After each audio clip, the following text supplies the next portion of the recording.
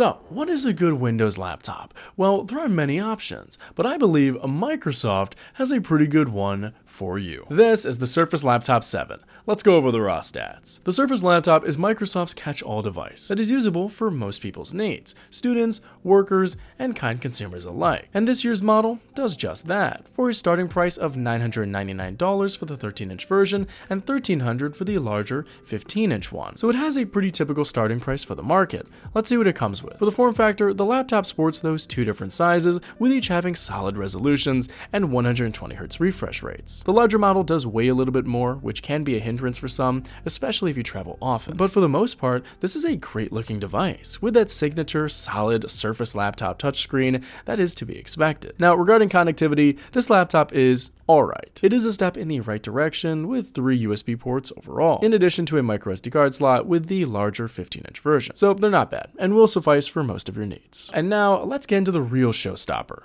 The internal specs. Here we see Microsoft jump from the Intel processors of the past to the new ARM-based ones, similar to what Apple did a few years ago. This new laptop sports either the Snapdragon X Plus or Elite. With these, we're expecting to see a pretty significant performance jump relative to what came before them, in addition to a better battery life as well. For now though, we can't really make a solid conclusion on how well they'll perform just yet. However, here is an idea of the single-core performance benchmarks of these processors, and here are the multi-core. As you can tell, they're quite the upgrade. In addition, these laptops also come standard with 16GB of RAM and can be configured with more, so that's pretty awesome. And on top of that, Microsoft is also touting its new NPU, or Neural Processing Unit, which is a chip solely dedicated to handling AI tasks, which sounds quite interesting, with many new features already in the works. So we'll see what Microsoft does with that. Storage-wise though, this is really one of the only areas I wish Microsoft would pay more attention to. Both models start with 256GB, which is frankly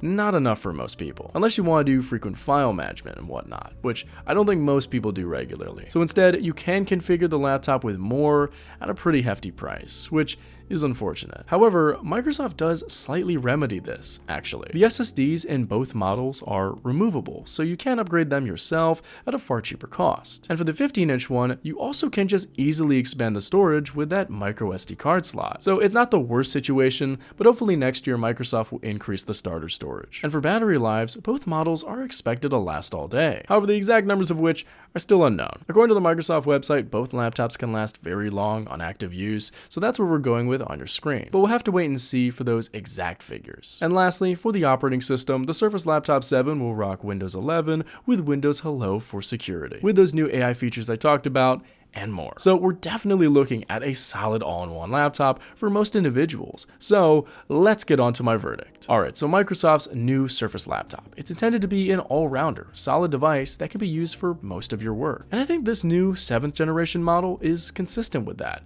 maybe even more with that. It sports a solid processor, great touchscreen, good battery, and even an alright port selection. It's pretty good for most individuals. Really, the only thing I wish this laptop had more of would be that storage selection. The starter model is a bit low for my taste. But again, it is upgradable and also configurable with more, but at the sacrifice of either time or money. So I'm hoping for a step up in that next year. But overall, for most of you, students, businessmen, kind consumers, this is a good laptop. I've seen so many students rock the Surface laptop in college. In fact, it's probably one of, if not the most popular Windows laptop I've seen at my university. It's just a good all-rounder and contender for the Apple MacBooks. So if you're in the market, definitely make sure to check out the new Surface Laptop 7. I've put links down below detailing the AI features as well if you're interested, but be sure to check it out for yourself if you get the chance at your local Best Buy or tech store. And that was the Surface Laptop 7, Microsoft's new laptop with some exciting features. So what do you think? Will you be getting one? Let me know in the comment section down below. My name is See Rooster. It's spelled like Cyrus, but not like See Rooster. Just take out the ter.